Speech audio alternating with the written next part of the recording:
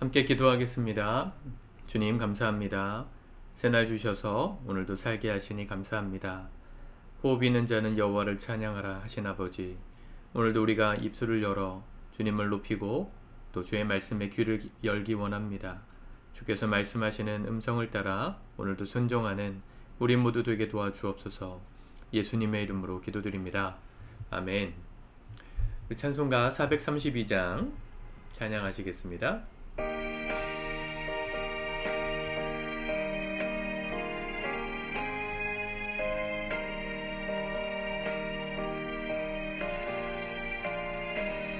큰 물결이 설레는 어두운 바다, 저 등대의 불빛도 희미한데 이 풍랑에 배저 항해하는 이 작은 배 사공은 주님이라. 나 두려움없네, 두려움없도다. 주 예수님 늘 깨어 계시도다. 이 흉흉한 바다를 다 지나면 저 소망의 나라에 이르리라. 큰 풍랑이 이 배를 위협하며 저 깊은 물이 벌려 달려드나 이 바다에 놓쳐 항해하는 이 작은 배 사공은 주님이라. 나 두려움없네, 두려움없도다. 주 예수님 늘 깨어 계시도다. 이 흉흉한 바다를 다 지나면 저 소망의 나라에 이르리라.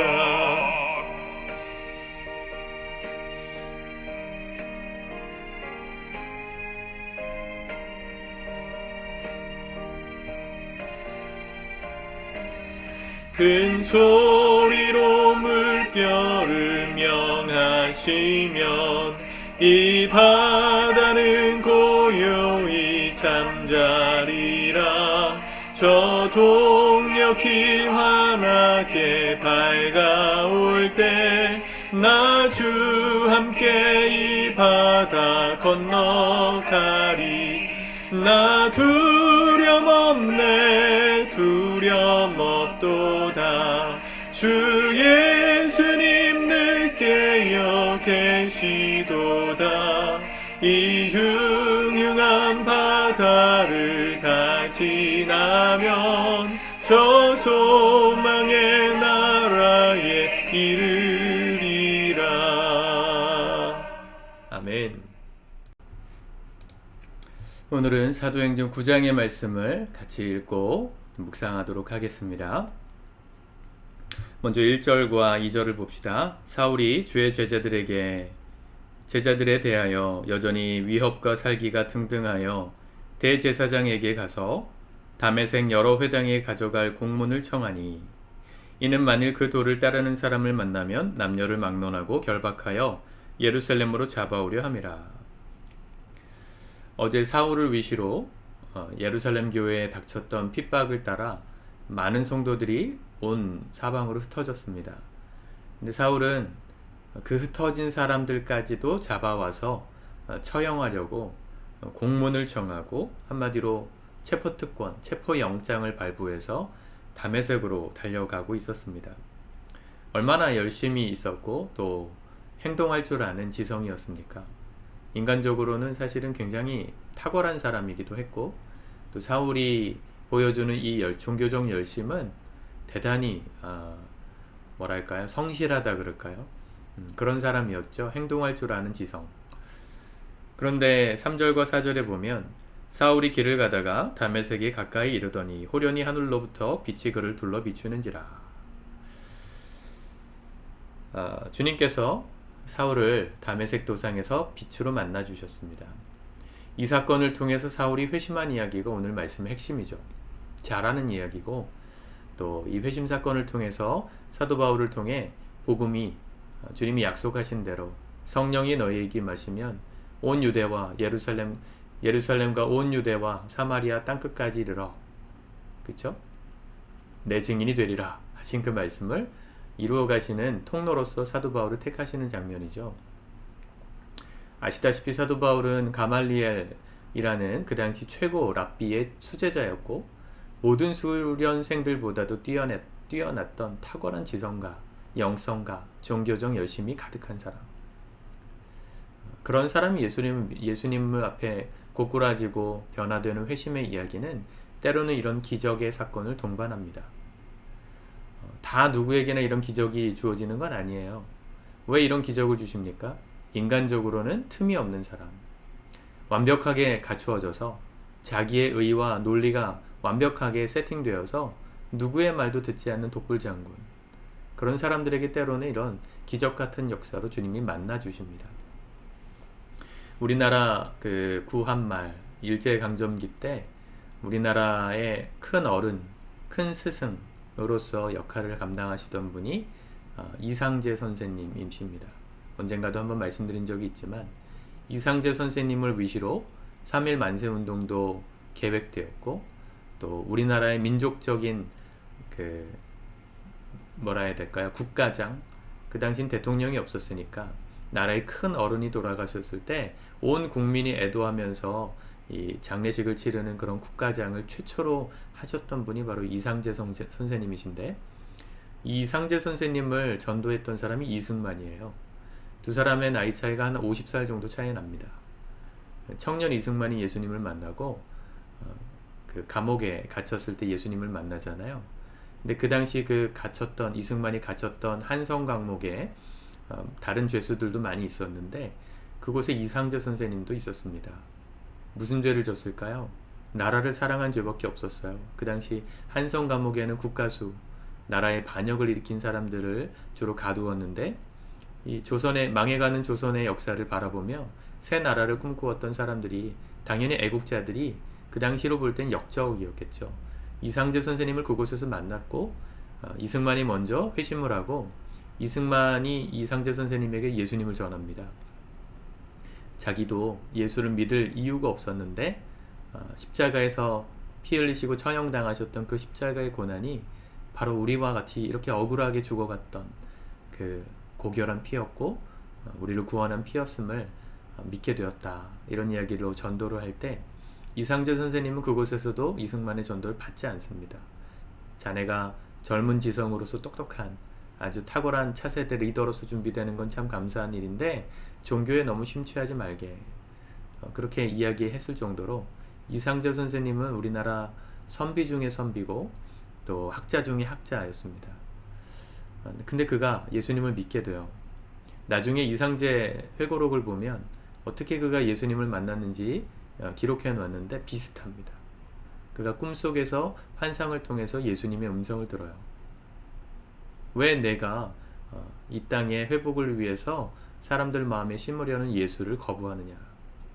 네가 이 땅의 큰 스승으로서 이 땅의 살 길을 가로막고 있다, 이런 예수님의 음성을 듣고 고꾸라지고 회개하고 예수님을 믿게 되었어요. 탁월한 지성들, 누구의 말도 들을 이유가 없는 다 갖춰진 사람들은요, 때로는 이런 기적 같은 일들로 예수님이 만나 주십니다. 모두에게 적용되진 않습니다. 꼭 필요한 사람들, 특별히 나라와 민족과 역사 가운데 주님이 쓰실 사람들에겐 이런 기적 같은 회심의 은혜를 주시죠. 너무 이런 은혜를 너무 기다리지 마세요. 만약 이런 은혜가 있으셨다면, 여러분 오늘 사도 바울 같은 회심의 역사가 여러분들에게도 있었다면, 여러분들 민족과 역사 가운데 쓰임받을 큰 그릇입니다. 사명이 있으신 분이세요. 만약 그런 것이 내게 없었다면 너무 실망하지 마시고 말씀을 통해 또 깊은 묵상을 통해 주님을 천천히 만나가셔도 괜찮습니다. 오늘 사도 바울이 회심했을 때 주변에 있었던 예수님을 먼저 믿었던 제자들은 사도 바울의 그 진위성을 가지고 굉장히 고민하고 또 당혹스러워하고 또 믿음직스러워하지 않았습니다. 아무도 그가 회심했다는 것을 믿지 않았던 상황이었어요. 몇 절에 나옵니까? 22절이죠. 그쵸? 원래 그 아나니아가 사도 바울을 찾아가서 눈을 뜨게 했을 때도 아나니아도 주님께 그 사람이 우리를 죽이려 여기까지 왔는데 어떻게 그를 회복시킵니까? 그렇게 반문할 정도로 13절 14절에 보면 그렇게 얘기했고, 또 예수님께 이 사도 바울이 예수님을 전하고 회당에서 설교를 했을 때 22절에 보면 20절부터 22절에 보면 사울은 힘을 더 얻어 예수를 그리스도라 증언하여 다메섹에 사는 유대인들을 당혹하게 하니라. 21절에 보면 뭐라 그랬어요? 듣는 사람이 다 놀라 이르되 이 사람이 예루살렘에서 이 이름을 부르는 사람을 멸하러 준 자가 아니냐? 여기 온 것도 그들을 결박하여 끌어가고자 함이 아니냐? 사도 바울이 연기하는 줄 알았는데 사실은 그렇지 않다는 것을 사도 바울은 일평생 증명했어야 됩니다.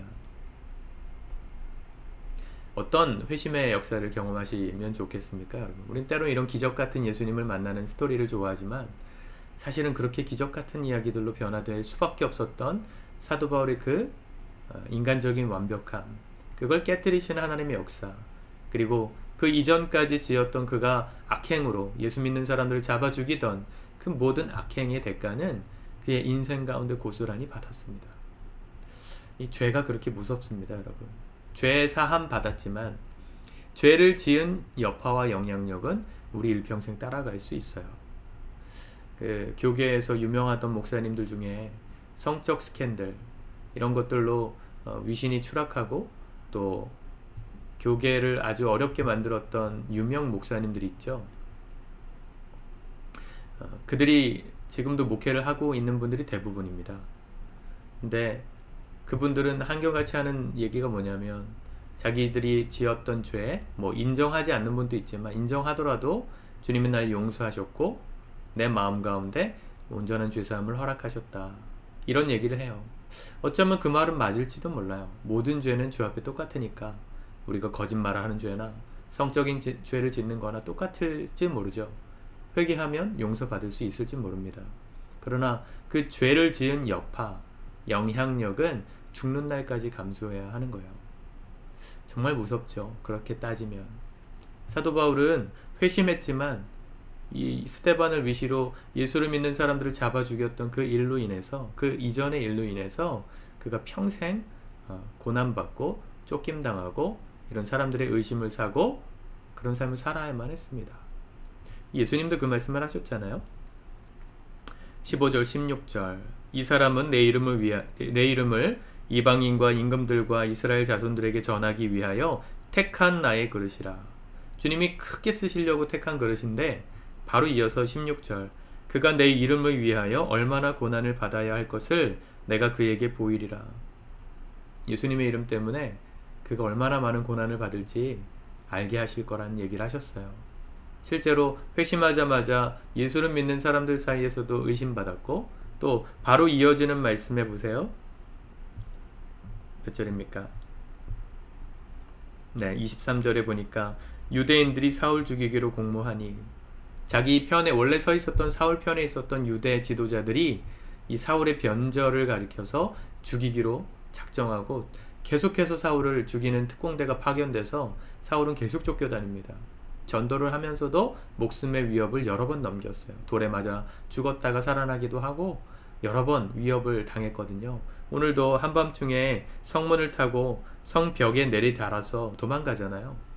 25절에 보면 사도 바울은 그가 지었던 죄는 용서받았을지 모르지만 그 죄의 영향력은 죽는 날까지 함께했고 고난받았습니다. 저는 그래서 그런 성적인 스캔들을 했던 목회자들이 회개했고 용서받았다는 말은 동의할 수 있지만 그 여파는 죽는 날까지 겪어야 한다고 생각해요. 그게 맞다고 생각해요. 똑같이 자기가 죄를 지었던 교회에서 목회자로 여전히 남아서 그 안에서 영광을 다 누리려고 한다면 그건 주님의 뜻이 아닐지도 모르겠습니다. 사랑하는 성도 여러분, 죄가 이렇게 무섭다는 것을 한번 깨달았으면 좋겠고, 또 어떠한 죄도 어떠한 죄인도 주님을 믿고 새로워질 수 있다는 이 사실도 우리가 바라봤으면 좋겠습니다. 죄인을 새롭게 하시고 죄의 나라와 영광을 위하여 우리 인생을 사용하시는 우리의 주권자, 주인 되시는 예수님의 그 주권을 오늘도 인정하면서 우리의 삶이 경건하고 바르게 복음을 증거하는 삶으로 쓰임받을 수 있기를 예수님의 이름으로 축복합니다. 기도합시다. 주님, 오늘도 이 말씀대로 살기를 원합니다. 사도 바울의 회심이 그런 극적인 사건이 우리에게 없었을지라도 오늘 우리를 만나 주셨고 또 우리 마음 가운데 믿음으로 찾아오신 주님을 오늘도 마음속에 모시고 환영하고 의지하고 주님 바라보며 살기를 원합니다.